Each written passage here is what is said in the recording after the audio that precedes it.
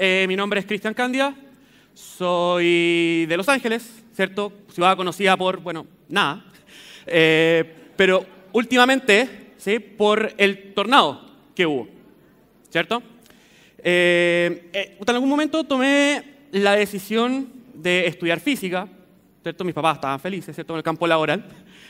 Hice un magíster en lo mismo.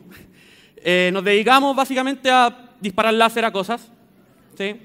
Y de hecho, la universidad al parecer no tenía nada mejor que poner en su memoria el 2010 que nos puso a nosotros ahí en el laboratorio. Hacíamos cosas como esas, ¿cierto? Se veía bonito, un árbol de Navidad, no sé. Pero luego decidí entrar a estudiar un doctorado, ¿cierto? En ciencias sociales, en ciencias de la complejidad social, ¿sí? Mis papás estaban mucho más felices todavía, creían que nunca iba a trabajar. Pero esto me abrió un montón de puertas. Esto primero me llevó a trabajar con científicos de muchas otras disciplinas con las cuales yo nunca había compartido nada, de la economía, medicina, neurociencia, psicología, etcétera, ¿sí? Esto también me llevó, ¿cierto?, a trabajar con físicos e ingenieros también, pero que estaban aplicando todas estas herramientas, al igual que yo, en comportamiento humano, en Harvard, en Northeastern y en... ¿dónde está? Ahí está. Y en MIT, ¿sí? Acá, particularmente, desarrollé mi tesis de doctorado, ¿cierto? Y en algún momento estuve jugando con unas nuevas visualizaciones que me mostraron por ahí, con datos de música, ¿sí? Y descubrí, bueno, salió este patrón, ¿cierto? Emergió algo de los datos. Y no sé si fue por nostalgia, no sé, la marraqueta, el sanenú, la piscola, ¿cierto? Que me empezó a resonar esta frase. Es tan corto el amor y tan largo el olvido, ¿sí? Bueno, cuando leemos esto, entendemos el sentimiento de Neruda, ¿sí? Cuando estamos enamorados, pensamos recurrentemente en esa persona especial, todos los días, ¿sí? Pero sin embargo, cuando el amor decae, cuando el amor se termina, todos esos pensamientos, todos esos recuerdos comienzan a decaer también, ¿sí? Muy lentamente, por supuesto. O sea, es bastante probable que cuando seamos ancianos, ¿cierto?, sigamos recordando esos amores puntuales de la juventud, ¿sí? Pero no solamente las personas se enamoran, las sociedades también, ¿cierto? Probablemente todos los que estamos, o la mayoría de los que estamos acá, recordamos, ¿cierto?, cuando Nicolás Massú y Fernando González ganaron la medalla de oro en Atenas 2004, ¿cierto? De la misma manera, grupos de personas también lo hacen, y probablemente todos los hinchas de Colo-Colo recuerdan o saben, ¿cierto?, que en el 91 este equipo ganó la Copa Libertadores, ¿sí? Entonces la pregunta ahora es, ¿cómo se enamora y desenamora nuestra sociedad? O sea, ¿qué tan largo es el amor? ¿O qué tan corto es el amor? ¿Y qué tan largo es el olvido? ¿Cierto? Pero de nuestra sociedad, ¿sí? Para esto primero quiero introducirles un concepto, que es el apego preferencial o preferential attachment, que es más conocido, ¿cierto?, en la literatura. Y para esto quiero mostrarles esta foto. Si se dan cuenta, ahí estoy yo. Ahí atrás, ¿quién está? Brad Pitt, ¿cierto? Los dos somos igual de guapos, ¿cierto? Pero no nos podemos comparar, ¿cierto?, en términos de popularidad, ¿cierto? Hay mucho más conversaciones pasando en torno a Brad Pitt que, por supuesto, en torno a este Pati pelado, ¿sí? Entonces, esto nos da la sensación de que, primero, tenemos que comparar peras con peras y manzanas con manzanas, ¿cierto? Hay personas, hay productos culturales que juegan en una liga y productos culturales, personas que juegan en otra liga completamente distinta, ¿sí? Claro esto, ahora procedemos a preguntarle a los datos. ¿Qué nos dicen la data sobre cómo nuestra sociedad olvida información? Entonces, lo primero que hicimos fue descargar toda la data de la historia del Billboard, del ranking Hot 100. Son alrededor de 18.000 canciones, ¿sí? Luego, bueno, aquí me quiero detener un poco, ¿sí? Y les quiero hacer una pregunta. Si tomamos todos los artistas que alguna vez entraron al Billboard, ¿sí?, los top 10, los que les ha ido mejor en este ranking, de esos, ¿cuántos creen ustedes que son mujeres? 3, 0, ¿quién da más? 4, bueno, primero, todos estos cuadritos son, cada uno de estos cuadritos son todos los artistas que alguna vez entraron al ranking Billboard, no se ve nada, pero mire, si tomamos los 10 primeros y contamos el número de mujeres, nos damos cuenta que son 7 de 10 en la historia del ranking Billboard, de los 10 que más han vendido música, 7 son mujeres. Y 8 si contamos que los Black Eyed Peas es netamente Fergie. ¿Cierto? Bueno, bastante impresionante, ¿cierto? Sigamos. Siguiendo con el estudio, ¿cierto? Descargamos información de todas las películas con más de 1000 votos en IMDb, que es una plataforma, ¿cierto?, donde la gente puede votar por sus películas favoritas, etc. Hacer comentarios, qué sé yo. Son alrededor de 15.000 películas. Luego, también dijimos, bueno, pero hay más productos culturales, ¿cierto? Y las personas también son una suerte de producto cultural, ¿cierto? Son una colección de sus propios logros. Entonces, decidimos también buscar data de los mejores tenistas single internacional, ¿cierto? Que son alrededor de 600 deportistas. También sacamos data de todos los medallistas olímpicos que han ganado al menos más de 3 medallas de oro en las Olimpiadas, que son alrededor de 500.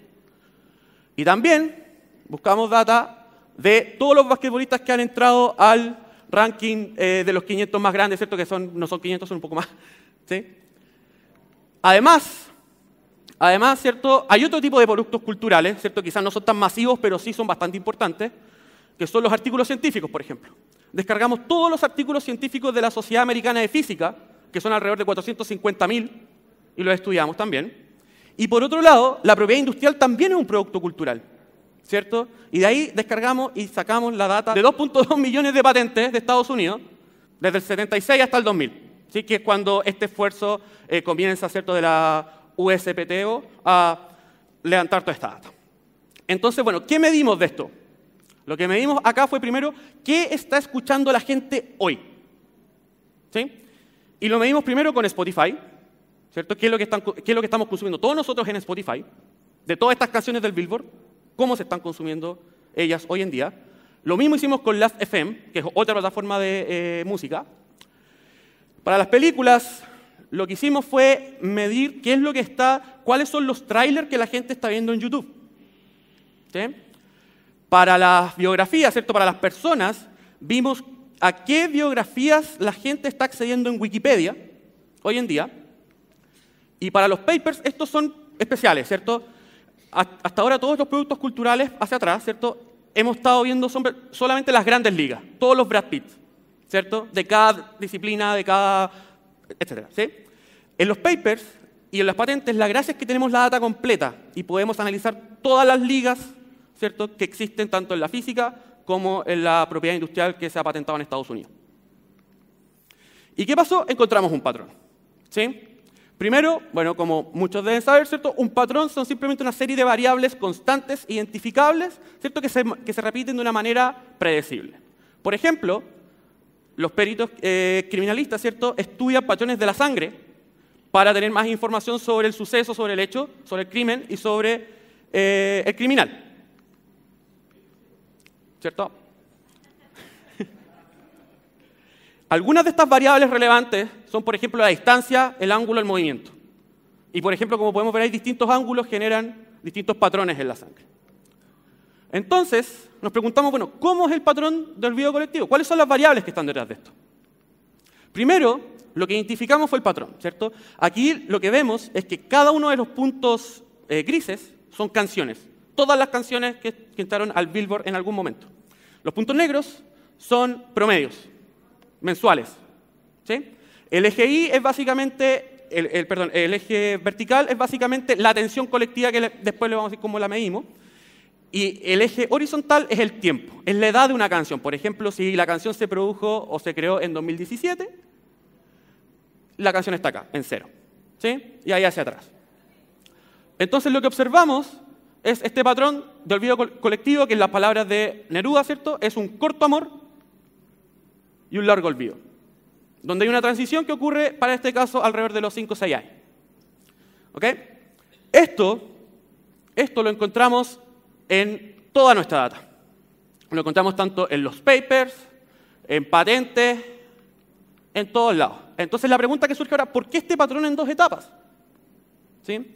Para esto nos vamos a la literatura de la antropología social y la memoria colectiva, ¿sí?, que es básicamente la representación común del pasado creada por un grupo de personas, ¿sí? Esta se sustenta en dos mecanismos. Uno es la memoria comunicativa y el otro es la memoria cultural. Entonces, el primer mecanismo, la memoria comunicativa. ¿Sí? Si bien, se sabe, ¿cierto?, que el fuego, además de producir, ¿cierto?, todo el tema de poder cocinar los alimentos, lo cual trajo una ventaja evolutiva tremenda para la especie humana, también tiene un rol social, pero tremendo. El fuego agrupaba a las personas en el Pleistoceno, ¿cierto?, desde hace 400.000 años para atrás hasta 1 millón de años atrás, más o menos, los agrupaba en grupos donde se compartían historias y estas son las primeras memorias que se transmiten de persona a persona sin ningún registro. ¿Sí? Todas las conversaciones y actos de sociabilización transmiten información. Este mecanismo es el que sustenta la memoria comunicativa. Recuerden este icono que está ahí. ¿Sí? La memoria cultural, ¿cierto?, por otro lado, surge con la invención de la escritura. Más que nada, con la invención de la cristalización de esta información en artefactos físicos. ¿Sí? Por ejemplo, en cómics, libros, cartoons, etc. Discos de música, etc. ¿Sí? Recuerden a Bob Esponja, acá. Entonces, también como humanos, ¿cierto?, somos un poco más complejos que eso. ¿Sí? Y estas memorias también interactúan. Básicamente, hoy en día, ahora, en este momento, estamos o vamos a aprender cosas interesantes. No sé si esto es bastante interesante, pero los otros expositores sí que lo son. Y probablemente a más de alguno de ustedes le va a interesar eso y van a querer acceder a algún registro y van a llegar a sus casas, quizás mañana, qué sé yo, a la Wikipedia, por ejemplo, a buscar esta información. Esto básicamente nos dice de que información que fue recogida desde un acto social, comunicativo, ¿sí?, se traduce de cierta forma también a el acceso a un registro. ¿Ok? Entonces, ahora, ¿qué hacemos? Explicamos esto matemáticamente. ¿Sí? ¿Cuáles son las variables del olvido colectivo? ¿Cierto? ¿Cuáles son las variables que explican este patrón? Para esto planteamos un modelo, que está ahí, ¿cierto?, que lo voy a traducir con los iconos que les dije que recordarán delante. Entonces, por un lado tenemos el pasado, ¿sí? Por otro lado tenemos el presente y lo que pasa entre medio. Entonces, lo primero que sucede es en nuestra memoria comunicativa, la fogatita, ¿cierto? Pasan dos cosas en paralelo. Uno, cierta información, ¿cierto?, de la conversación se olvida, ¿sí? Y otra parte de la información se traduce en memoria cultural, se cristaliza, ¿sí? Por otro lado, y también en paralelo y al mismo tiempo, la memoria cultural también olvida cosas y mantiene otras. ¿Ok? Entonces, la atención colectiva que tenemos en el presente, ¿cierto?, es la suma de lo que quedó, ¿cierto?, después de estos procesos de descarte, de olvido. ¿Sí? Entonces, el modelo, bueno, no los voy a aburrir con esto, pero básicamente después de harta matemática, las ecuaciones se ven así y el modelo queda expresado de esa manera. Entonces, nuestro modelo, primero que todo, explica este patrón de manera bastante precisa, ¿sí?, lo cual es la primera contribución al área. Pero segundo, ¿qué podemos aprender de todo esto? Lo primero, para eso, ¿cierto?, definimos una cantidad que es bastante interesante, que es el tiempo de transición de la memoria. O sea, cuando las cosas que recordamos, ¿cierto?, son sostenidas mayormente por la memoria cultural que por la comunicativa. ¿Cuándo ocurre este quiebre? Porque al principio vemos que la mayor parte de la atención... Perdón. Ups. ¿Cómo vuelvo atrás? Ahí está. Ya. La primera parte de la atención es casi totalmente sostenida por la memoria comunicativa. Y a medida que la memoria comunicativa alimenta la memoria cultural, esto va subiendo. Pum, pum, pum, pum, y después decae nuevamente. ¿Sí? Entonces, ¿cuándo ocurre este quiebre? Eso es lo que queremos saber. Y, bueno, después de la matemática, ¿cierto?, definimos esta función, esa variable. Entonces, ¿qué aprendemos? Por ejemplo, encontramos que para las canciones, ¿cierto?, ese tiempo ocurre alrededor de los 5 o 6 años. Versus las películas ocurre entre los 10 y los 11. ¿Sí? Esto hace sentido, ¿cierto?, si nos vamos a la literatura de la antropología social, ¿cierto?, que plantea mecanismos de olvido como el exceso de información como anulación. Básicamente, ¿qué me dice esto? Cuando tengo mucha información, ¿cierto?, tiendo a descartar cosas más rápido. Entonces, dada el dinamismo de la industria musical en comparación a la industria del cine, ¿cierto?, esto hace sentido. Lo mismo para los deportistas. Encontramos que para un tenista, por ejemplo, este tiempo ocurre alrededor de los 30 años, versus que para los medallistas y los basquetbolistas alrededor de los 20. Y esto también hace sentido de la misma manera, ¿cierto? Tenemos que las carreras promedio de un tenista es 12 años, la de un atleta es 8 años y la de un basquetbolista es 6 años. Pero es aún peor para un basquetbolista. ¿Por qué? ¿A quién se le ocurre? ¿Cuál es la diferencia? El basquetbolista juega un deporte que es en equipo y la popularidad se diluye en ese equipo. Entonces, si tienen un hijo que le gusta el deporte y que quiere ser famoso, que sea tenista, ¿ok? Va a tener mayor probabilidad de hacerlo. Bueno, todo esto, como mencionó Magda al principio, lo publicamos en Nature Human Behavior, ¿cierto? Hace poquito, en enero de este año. ¿Sí? Pero esto no vino solo. Esto vino acompañado por una carta de la editorial de Nature, ¿cierto? Que destacan las aplicaciones potenciales que esto tiene en el mundo real. ¿Sí? Dentro de estas aplicaciones, ¿cierto? El experto en psicología y en memoria colectiva, Aline Coman, de la Universidad de Princeton, ¿cierto? Publicó un artículo, ¿cierto? Que comenta el nuestro, donde él destaca que el modificar este tiempo de transición puede ser muy útil para la generación de políticas públicas. Por ejemplo, él habla del huracán Sandy en Nueva York, ¿cierto? El huracán Sandy en Nueva York en el 2012 causó estragos en Nueva York y en Manhattan en particular por semanas, ¿cierto? En todo ese tiempo, y un poco más, ¿cierto? La conversación pública giró en torno al tema del huracán Sandy, ¿cierto? Lo que pasó después, ¿cierto? Bueno, en todo ese tiempo también las personas, ¿cierto? Ajustaron sus creencias, ¿cierto? Se dieron cuenta, el cambio climático es algo importante. Tenemos que estar ahí, tenemos que hablarlo, etc. Sin embargo, los policymakers no fueron capaces de generar ninguna política pública referente al cambio climático en este tiempo. Eso fue una pérdida. ¿Sí? Entonces, este señor, Aline Coman, ¿cierto? Plantea que conocer las variables que podrían darnos la opción de modificar este tiempo de transición, ¿cierto? De básicamente modificar el tiempo que dura nuestra conversación pública. O sea, dado que estamos cada momento produciendo más y más información, ¿cierto? Nuestros tópicos van cambiando en el tiempo. Entonces, si podemos cambiar de alguna forma esta variable, este tiempo de transición, le podemos entregar a los policymakers un tiempo bastante útil para que, por ejemplo, puedan generar soluciones tipo políticas públicas acá. ¿Sí? Y nosotros, les comenté en un principio que era de Los Ángeles, conocida por nada hasta hace un mes, ¿cierto? Que ocurrió este huracán, ¿sí? Que dejó igual grandes estragos en la ciudad. Y, bueno, sacar como enseñanza, ¿cierto? Que no nos pase lo mismo que pasó en Nueva York, ¿sí? Que mantengamos esto en nuestra conversación pública, hagamos de esto un tema. A final de año, bueno, un punto importante también, ¿cierto? Que también es bastante ilustrativo, es que en Concepción, al día siguiente de lo que pasó, en Los Ángeles hubo otro huracán, ¿sí? Y la gente, la reacción de la mayoría de las personas era básicamente no saber cómo reaccionar, ¿sí? Luego nos dimos cuenta, ¿cierto? Recordamos colectivamente, accediendo a los registros, como la Wikipedia, por ejemplo, que en 1934 había habido otro tornado, ¿sí? Que fue mucho más grave que el que pasó hace poco. Sin embargo, esto es un ejemplo bastante claro de cómo algo que en algún momento fue parte de nuestra memoria colectiva se cristalizó de alguna manera en nuestra memoria cultural, pero, dado que no teníamos ningún mecanismo para recordar, esto se olvidó y la gente no tenía ninguna información sobre esto. Entonces, como les comentaba antes, a final de año, en la COP25, ¿sí? La reunión en torno a cambio climático de las Naciones Unidas va a ocurrir acá en Chile.